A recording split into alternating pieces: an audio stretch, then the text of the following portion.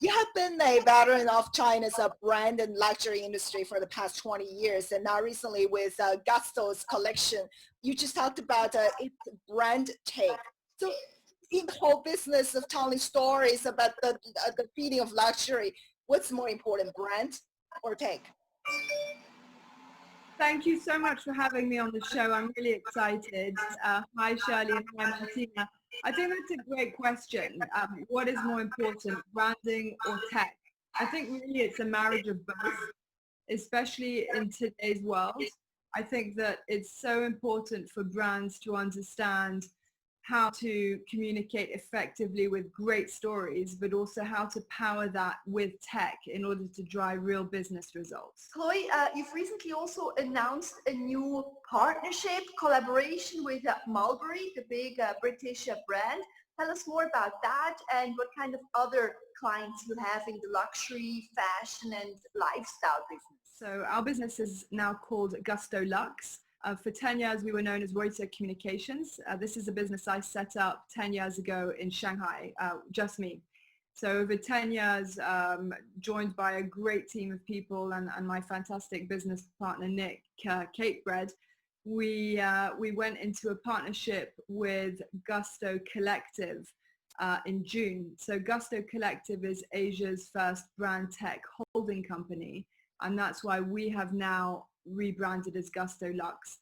So what do we do at Gusto Luxe? Three key parts. We focus on consulting, digital, and marketing for luxury and premium brands. So that means that we're helping brands who might be new to China, who are just beginning on their journey, connecting with Chinese consumers, or it might be more established brands who've been in China quite a while, and we're helping them with everything from digital to e-commerce activation through to creative and marketing. So indeed, Mulberry is one of our newest clients. We're very excited. We're working with Mulberry in Greater China, so in both our Shanghai and Hong Kong offices. And we're really committed to helping Mulberry, especially as one of their core pillars is sustainability. And sustainability today in China is more important than ever. What we saw throughout the pandemic was a heightened interest and appreciation for brands with a point of view from consumers. And so we're pretty excited about helping Mulberry tell their story in China and beyond. So Chloé, it's very interesting you talked about it's perhaps a pivotal year for China and the global luxury business in many ways because of coronavirus. Now, recently in China, there's been a call for Chinese to start consuming more at home. And realistically, people can't really, I know Atlantis is a client of yours, they can't really travel to Atlantis Hotel in the US anymore. And so how do foreign companies perhaps before, if they were thinking, oh, it's okay, people Chinese go to Paris, go to London, go to New York to shop, and now they perhaps have to start thinking about coming to China, don't they? You're absolutely right, Shirley. I think that the effect of the pandemic is having a huge long-term repercussion on China and the luxury market in China. I think that there are a few things to note. China went through the pandemic first and so has actually come out of it first. And to be honest, China has managed the situation really very well. I just came back to China 2 months ago, so I was actually outside for many months. The travel restrictions and the visa restrictions, even for long-term residents, are complicated. But what I found when I came back to China end of June was, a very resilient and robust market. And I think it's been incredibly encouraging to see that with the situation very well contained and managed in the big cities where I've been moving around recently, but take Shanghai, for example. Shanghai is a city that is back to normal, and there's incredible contact tracing. Everyone has their QR codes. Whenever you're going into an event, you're showing your green QR code, and you feel very safe. And I think that has also allowed Chinese consumers to start shopping again domestically, traveling domestically. And that is a trend that we will see continuing. And so, for example, you mentioned Atlantis. so we work with Atlantis Sanya, which is on a beautiful island down south. It's a bit like the Florida of China maybe, or the Hamptons. And Sanya has become one of the most popular destinations for these short haul trips with domestic travelers. And what's really interesting to add to that is that in Sanya, you have a duty-free shopping zone. And so you have all the luxury brands down there who are performing incredibly well, because you've got people going to Sanya on holiday, and then they can get those great prices on luxury goods and get the tax off. So it's interesting how the market is responding, but it definitely feels like a market that is really back on its feet, where there's a lot of dynamism, a lot of momentum. Just this week, Louis Vuitton held its men's show, where I had the pleasure of attending. There were 1,700 people at this outdoor show on Shanghai's riverfront. It was epic. And you can't imagine right now a show of such a proportion anywhere else in the world. We cannot not talk about live stream, Chloe. It's such a big hype, such a big frenzy in China right now. What do you advise your foreign clients, the international brands? Should they also jump on this bandwagon, maybe especially, the fashion players? Let's remember that live streaming was already big pre-COVID. But I think, again, it's one of those things that we've seen spearheaded by the fact that so many people were spending so much time at home and weren't able to go out and experience, physical retail and just interact. And so that has led to this acceleration in digitalization as a whole in China, live streaming being a real part of it. And I think, credit to a lot of these big luxury groups, because, they've really been flexible and testing their own boundaries in terms of trying things out that potentially they might not have done before. But I think it got to the point where if you wanted to communicate with your consumers, live streaming was where they were. And I think that the key thing to know about luxury in China is that the codes of luxury in China are so completely different from perhaps Europe or the US. Luxury in China is something that people enjoy on a daily basis. It's not something that is kept for special occasions, and once a year you might go into a luxury store and purchase something that you will wear hopefully for 20 years. In China, people are so young and they're so digitally savvy. And so if brands want to connect with those people, they need to go and find them on the right platforms. And that means live streaming. It means Little Red Book. It means Douyin, which is TikTok in the rest of the world. It means Bilibili. It's all sorts of platforms that, we don't have anywhere but in China. In a way, the fact that we have the Great Chinese Firewall means that we've also got this incredible, unique ecosystem of apps in China that is so creative, so smart. And to be honest, sometimes when I leave China, I feel like it's third world wherever else I go, because things are just not as fast and it's not as integrated and not as easy. It's very interesting, Chloe. A couple of weeks ago, we had this very young Forbes 30 under 30 on our show who does cosmetics business via, technology as well. And so he told us, in terms of consumer habits in China, customers, they like big logos.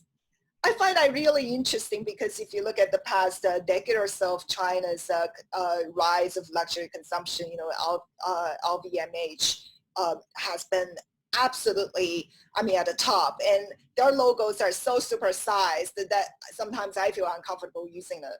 But then again, that speaks really to what you just said earlier.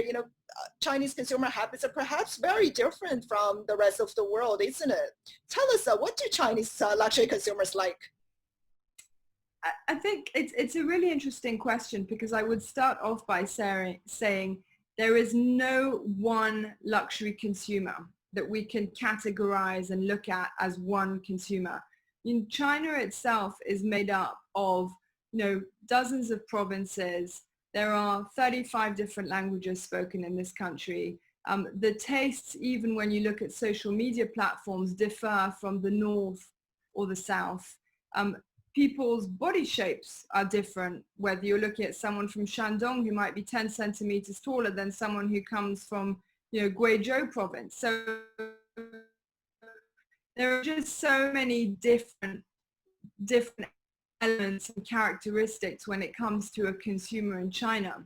So what I will say is that, you've got people who are at very different stages of their journey with luxury in China. And so you do have people who will embrace the big logos and, the bling bling aspect of luxury and will be head to toe wearing, big name logos.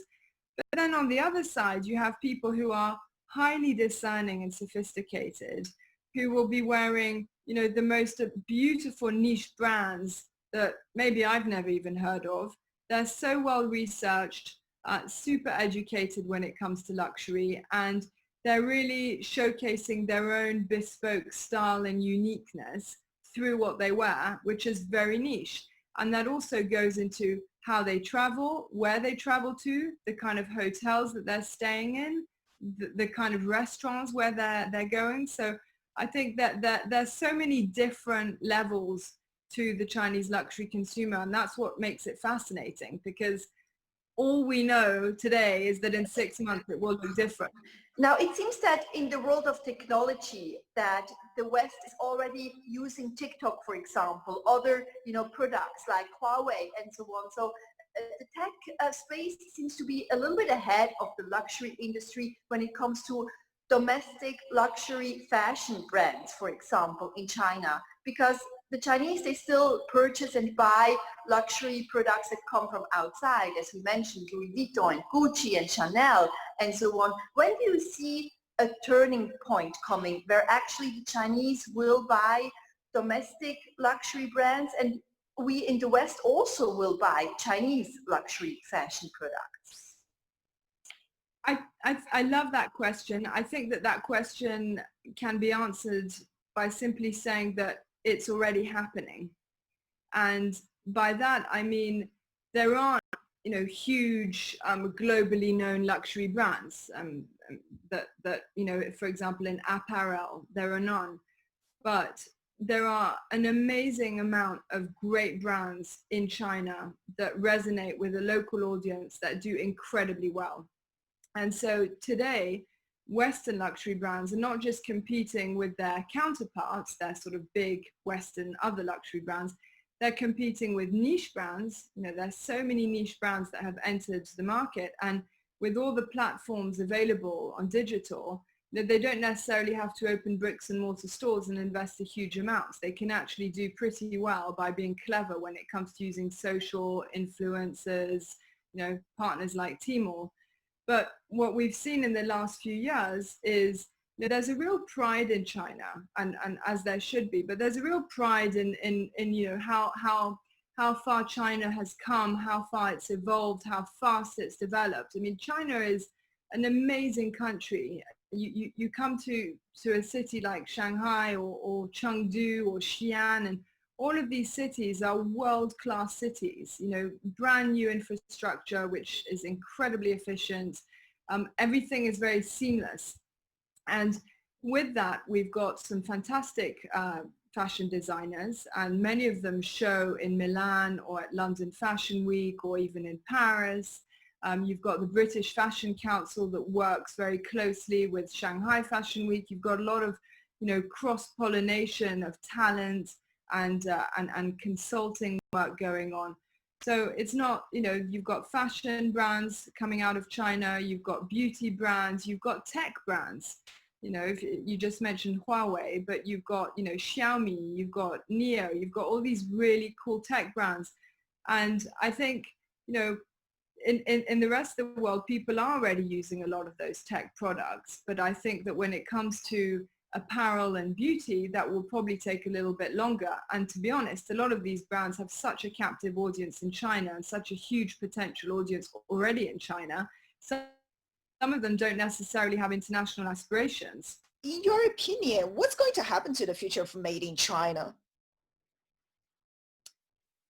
I think Made in China, and I hope that the perception of Made in China is changing for the positive, because I think that if you look back to, you know, maybe 20 years ago, even 10 years ago, there were, you know, negative connotations of made in China. And what I would say is that made in China today is, you know, incredibly creative. It's very sophisticated. If you look at, you know, the products that are coming out from the Tencents, the Alibabas, those are the big ones that people will know about. But you've got many smaller players that are just, you know, making everyone's lives better every single day through great tech or great products. So I think made in China is actually fantastic. I think that not enough people understand, unless they're living in China, just how great some of these local brands are. So Chloe, I bought this book yesterday.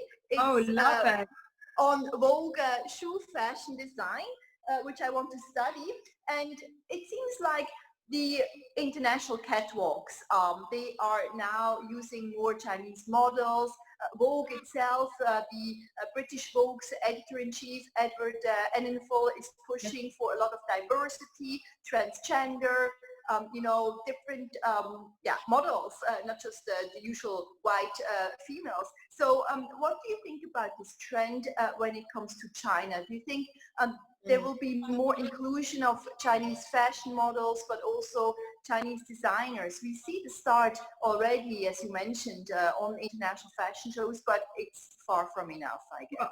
Well, I think if you look at Central St. Martin's, if you look at the graduation class of Central St. Martin's every year, the biggest number of foreign students are Chinese.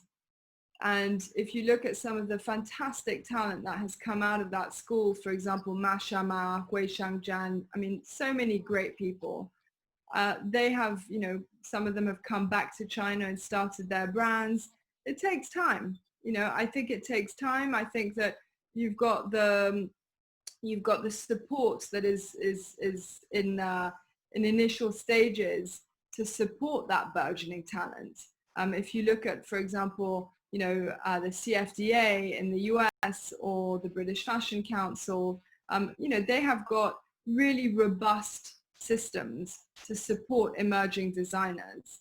And I think that is happening in China, but it's taking time. But if you look at what's happening, for example, during Shanghai Fashion Week or Beijing Fashion Week, you've got a lot of great Chinese talent. It's just that it's not yet known, that talent is not yet known in the rest of the world. So Chloe, going back to my original question, as Asia's Brandtech, where is the tech element and how is it incorporated into your brand marketing? It's a great question.